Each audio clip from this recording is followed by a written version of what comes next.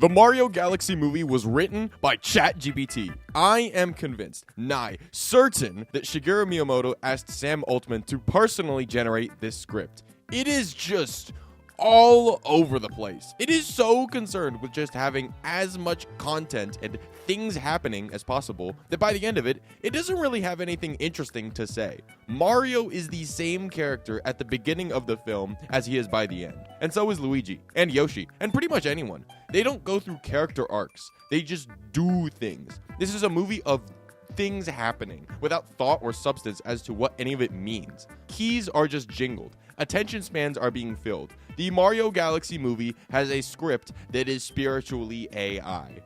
You guys ever watch like a million clips of a movie through YouTube Shorts with like Subway Surfers or whatever on the side to the point where you've basically seen the whole movie?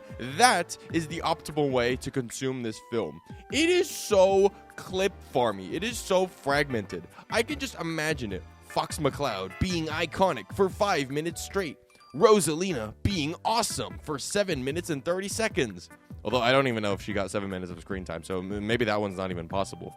And before fans get too riled up, oh, it's not that serious. Oh, it's just a kid's movie, which don't worry, I'll get to refuting that later. But I do want to emphasize, it is purely a writing problem. There's clearly a lot of really talented, really passionate animators within Illumination that are being strung along by producers that want to make a third Minions movie and a Nintendo cinematic universe. This movie is gorgeous. It is a delight to look at. Rosalina looks incredible for all 8 of her minutes on screen. The fur of Fox, the glitter of the Lumas, the action scenes, the lighting of Bowser's Planet.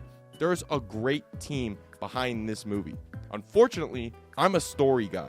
I like an engaging narrative. I like characters that grow and change, and I don't think it's asking too much. And I don't know, can the characters learn something? I like a movie that has something to say. This doesn't. I'm not going to go over a plot synopsis of this movie because, dude, we would be here all day. This movie is ridiculous. It has 600 plot points, and it's only an hour and a half long. So I'm more or less just going to kind of go over parts of the story that I think are not well handled. The overarching story is that Rosalina gets captured and they gotta save her. They basically just gave Rosalina the role of Peach in the games, which is I just don't like that, man. I love Rosalina, the mother of the Lumas, princess of the cosmos, a beacon of light in the dark emptiness of space. I love her design, her mythology. She deserves so much better than the Princess Peach role. Then, because of that, they didn't know what to do with Princess Peach, so they just made her an invincible fighter that just punches her way out of every problem. I was forgiving of this in the first Mario movie because, I don't know, it was kind of cool to watch. I don't know. Like, it was different from the usual damsel in distress Peach. But now it's taken too far in the other direction, and she's just untouchable. A Mary Sue, if you will. A female character who dominates the story by being basically flawless. Really, name one character flaw of Peach. I don't think she has one. There's a scene when she's in a casino and she's encountering one of Bowser Jr.'s minions that knows where he is. He summons like 100 of his minions to attack Peach. And what I thought was going to happen in this encounter between Peach and the bad guy was she was going to challenge him to a gamble, to some sort of game, to like outsmart him. Because, they're in a casino. I thought this because, Peach looks around the room and sees the slot machines. I thought she was going to use that to her advantage. No, that's not what happens. She rolls her sleeves up and just fights the 100 minions head on and wins. Just like that. Okay, sure, that works. It's not really doing anything story-wise. Why are we even in a casino if we're not going to use that? But sure, yeah, she beats them all. And there's just so many moments in this movie that are like that when you think about it, aren't really saying anything. So while I'm not going to go over every single plot event, I will point out every scene in the movie that was basically unnecessary to the overall story, which in my opinion is what gives it this AI-generated feel. What the heck is happening with Bowser in this movie? Genuine question. What even is his motivation in this movie? Because I don't really get it. Bowser is captured in Peach's castle, deprived of power, trying to escape. Eventually, he does escape, but, twist, he's a good guy. He helps Mario because he realizes he has nothing against Mario and Luigi. They're just two good guys trying to protect Peach. He gains empathy. And then Bowser Jr. is like, but you're a bad guy. You want to destroy the universe just because that's what you do. You're Bowser. And then he turns bad again, and they fight, and that's kind of it. When Bowser turned bad again, it was very like throwing my hands up saying, okay, sure, whatever kind of moment. Like, it's kind of random, but, you know, Bowser's got to be bad, I suppose. But if we're going to do this, quote-unquote, Bowser is a bad guy just because he is, okay, why would he sacrifice himself to help Mario and Luigi? See how this doesn't really work? It's like if you told ChatGPT to analyze Zuko from Avatar: The Last Airbender and told it to replicate that, but it just bungled it all up and spit this out. I think Bowser being a good guy and having to fight his son, facing the consequences of the evil philosophies he's raised his son on, is a much more compelling narrative. It'd be fun if, like, Bowser Jr. had to fight Bowser because he felt betrayed by his father. That's much more interesting than just Mario vs. Bowser Part 2. And then there's the whole Yoshi thing. I like Yoshi in this movie. He looks great. He sounds great. For some reason, they cast Donald Glover for him. A little unnecessary, in my opinion, but yeah, sure, why not?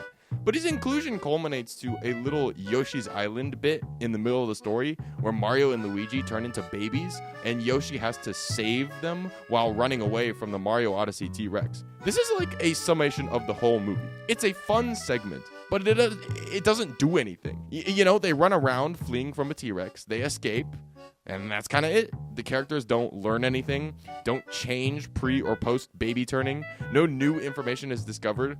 It's just noise. It's key jingling. This whole movie is just that. It could have been totally removed, but that's not this movie's goal. Put as many references as possible is the goal. Put those Yoshi's Island segments on YouTube Shorts. Dude, why is Fox in this movie? What? Yeah, you know, I'm not even mad about this because, yes, it is funny. And it's cool seeing him. Heck, throw in Samus while we're at it. I'd actually say this is one of my favorite parts of the movie just because, man, come on. It's Fox talking to Mario. Come on. There's also Pikmin for a random shot in the movie, too. Shoot, go all the way. Throw Chrom in there. Let's get some Fire Emblem reps. Put Pyra and Mithra in there. Let's really get things going. Put Steve in there. I don't care that it's not a Nintendo character. It doesn't matter. Go all the way. And that's kind of where we end up with this movie. We have strayed so far away from the setting of space, Rosalina, all that stuff. And it's basically just an entry point for the Smash Bros. Movie. I'm kind of personally done with movies that are more focused on setting up future movies than focusing on the ones that they do have. Marvel, what have you done to Hollywood? Because, yeah, they tease Daisy at the end, which now that I'm thinking about it is weirdly underwhelming. Like, we just got Fox and Pikmin and Mr. Game & Watch. Why is Daisy supposed to get me excited? Point is, it quickly strays away from being the quote-unquote Mario Galaxy movie. And the reason this matters, and why I'm uncomfortable just chalking it up to being a kid's movie, is because, I mean, listen, let's face it, at that point, that's just a logical fallacy. Like, it's just a kid's movie is such insane cope from a movie just not being that good and just whittling away attention spans. Comparing this to an old Disney movie showing to your kids is like a night and day in terms of what they can take away from it. You all see this video of Space Junk Galaxy?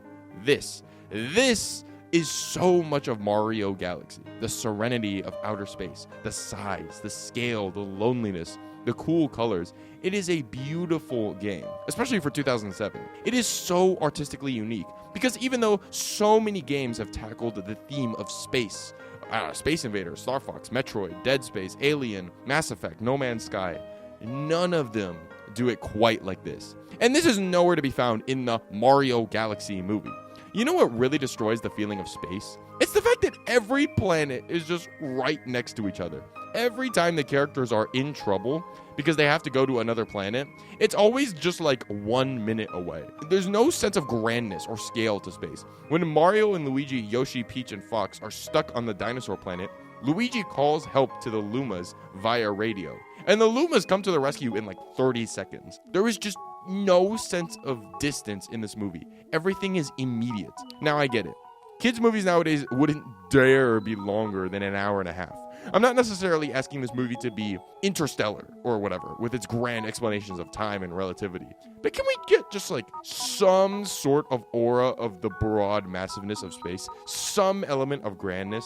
Now, the one thing this movie really gets right is the soundtrack. There's a trillion little musical references all throughout the movie whenever a certain character or area is revealed. there's always a little jingle of Rosalina's Storybook or Gusty Garden Galaxy or Star Fox that's very fun to listen to.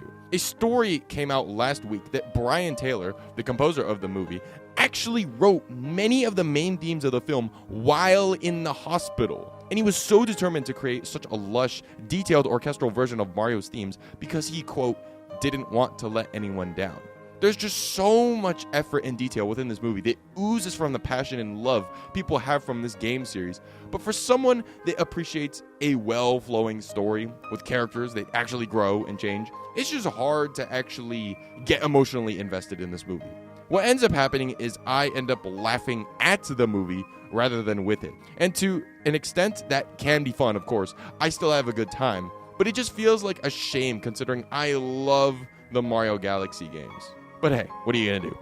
Nintendo and Illumination are 100% profiting from this, and the Smash Bros. Movie is imminent and will be the biggest corporate slop film of all time.